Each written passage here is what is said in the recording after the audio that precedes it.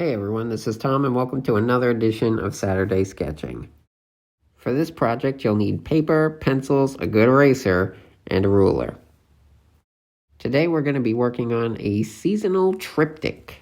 Welcome back, folks. So today we're going to do a drawing of a kid on a bike, and I'm very excited. Let's get started.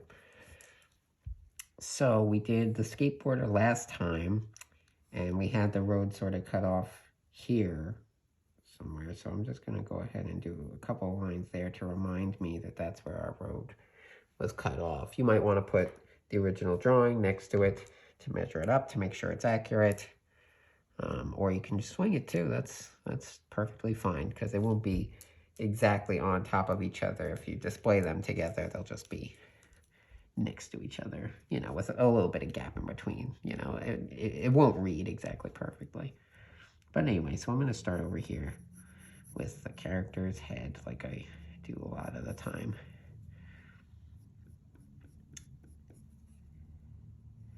Going to be riding a bike, so it's important to have a bike helmet on there.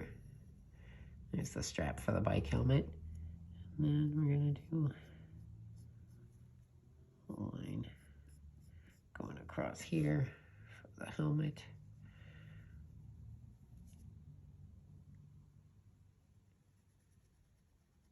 You might want to do a rough draft beforehand. I sort of did, and just to kind of give you an idea of where, everything is going to be. You can always erase later. One eye there, one eye there. Let's fill that up so it doesn't look so creepy. There we go. Now it looks like a normal person. Throw some eyebrows on there because they're having fun. I mean, they'll have eyebrows whether they're having fun or not, but the eyebrows are in that position because they're having fun is what I mean to say. Look, you get it. Let's do a smile because they're having fun. See, that's what I should have said. Well, you get the idea.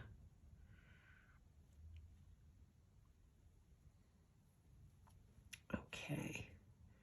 I'm going to have the neck over here, and they're, the character is she's going to be hunched forward a little bit, kind of pushing herself forward on the bike, as most people do. So, back's going to sort of curve inward like that, so that it looks like she's sort of hunched forward.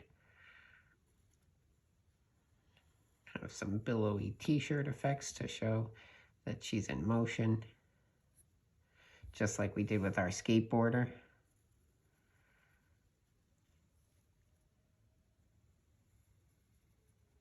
Put an arm there.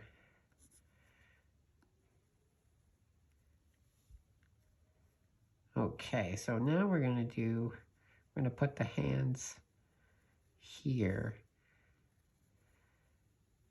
This is where she's going to be holding on to the bike handlebars. I almost said the pedals, but we'll get to the pedals. They're down here.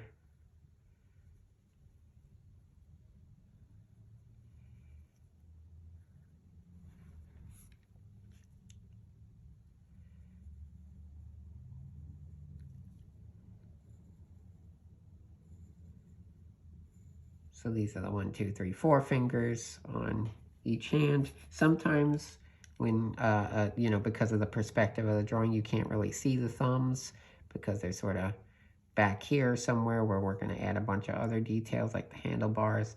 We'll draw those first and see if there's a place we can fit the thumbs in. But it's not exact. It doesn't exactly look inhuman or wrong or anything if the thumbs aren't there. It's just a trick of the perspective. See, so what I would do here is, if you want to get technical, you can have the thumbs wrap around this way, just like that, if you want to add the thumbs. But even if you didn't have them there, it would sort of, you could get a pass, especially if it's a cartoony drawing, perspective works in interesting ways where it looks like, you know, there's no finger there. It's just sort of hidden.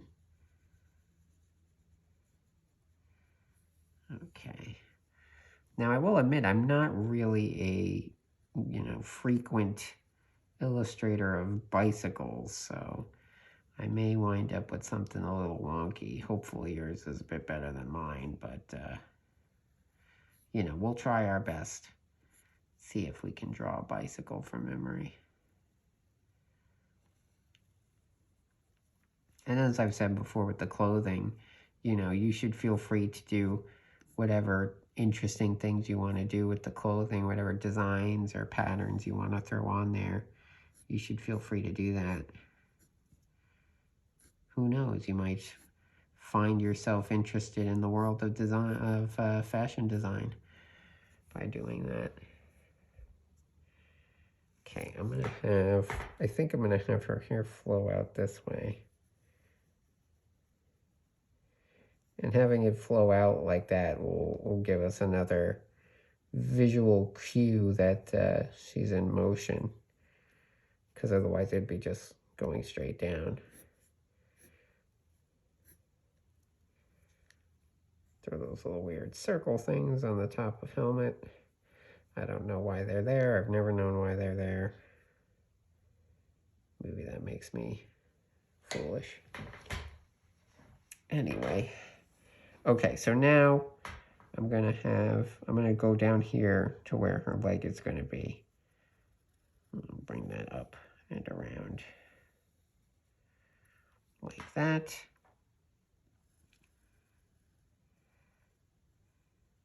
Have some wrinkles on the back of her pants there because they're not like skin tight or anything. You want to have some folds on the clothing.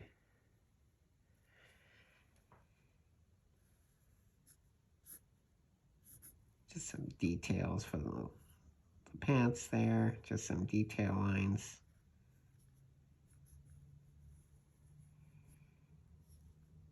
I imagine she's wearing some kind of jeans or something. But like I said, you can do whatever you feel is right with the clothing. You really want to try to make the drawing your own. Okay, I'm going to give her our very cartoony feet that we've been doing.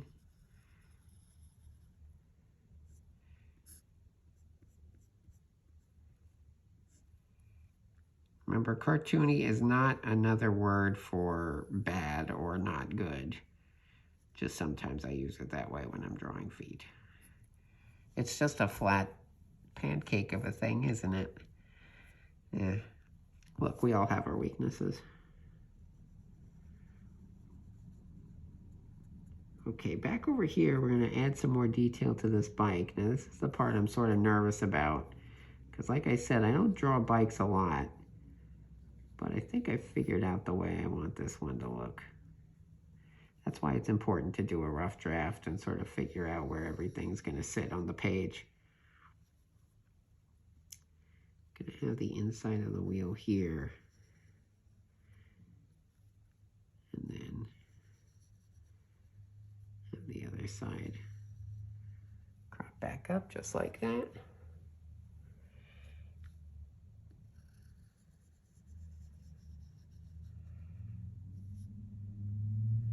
Going to have the tire itself wrap around.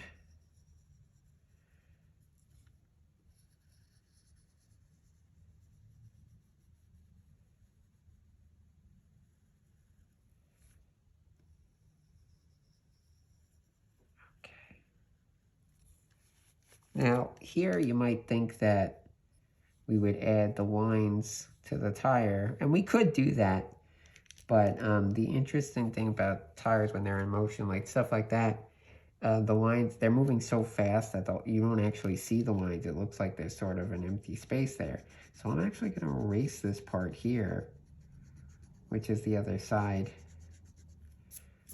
of the bike, and I'm going to add some lines like this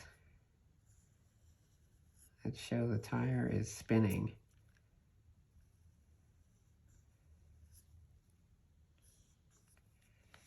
just to make it seem like we're really in motion here, because she, you know, you imagine she's probably going pretty fast.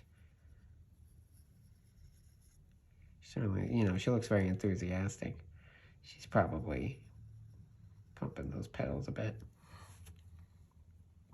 Okay. Line's connecting the top of the bike there. So over here, I'm going to do a line, and that's going to be her other leg. Now remember, there's a bit of tricks with perspective here. Obviously, somewhere back here is another pedal that she's working on. You know, her leg is kind of, her front leg here, her left leg is covering that area. So we won't really have to go into that in detail. We can sort of hide that behind her left leg. You know, we're certainly not trying to cut corners here. It's just more, it would become sort of messy and crowded in this drawing if we tried to focus on putting every little detail in there. Sometimes it's better for the clarity of the image to let things hide behind other objects in the foreground. Okay. Got our little seats there. Now here's an interesting part. We're going to pull all these elements from the back of the bike here. Connect them.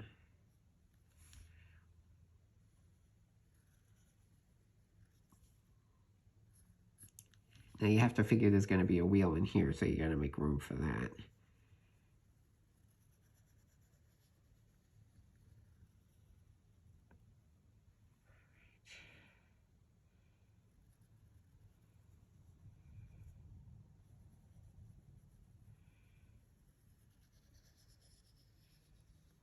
The tire spinning around.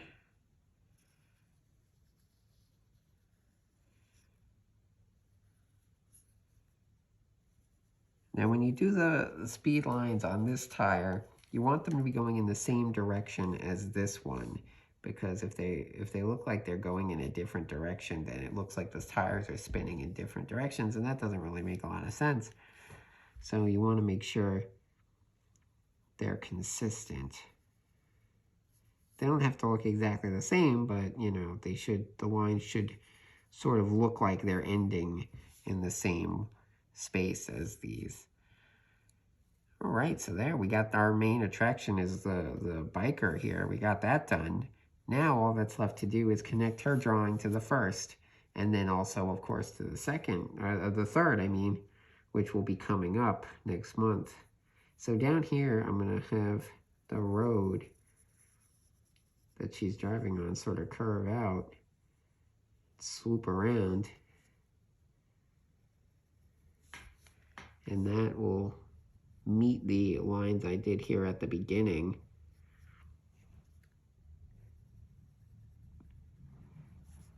Which of course will then connect this road to the road that our skateboarder was skating down. Have the road swoop in this way. And now we're going to give it a spot over here, and this is where things will continue in the next one.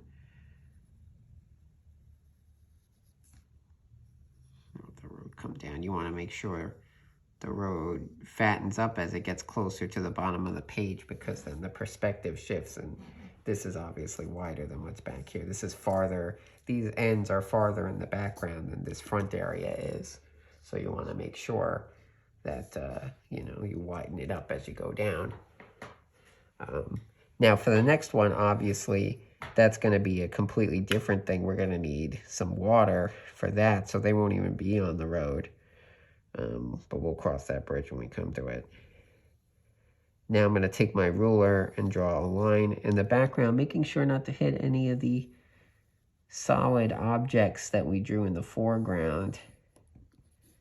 And this is sort of the horizon line where everything sort of falls into the background.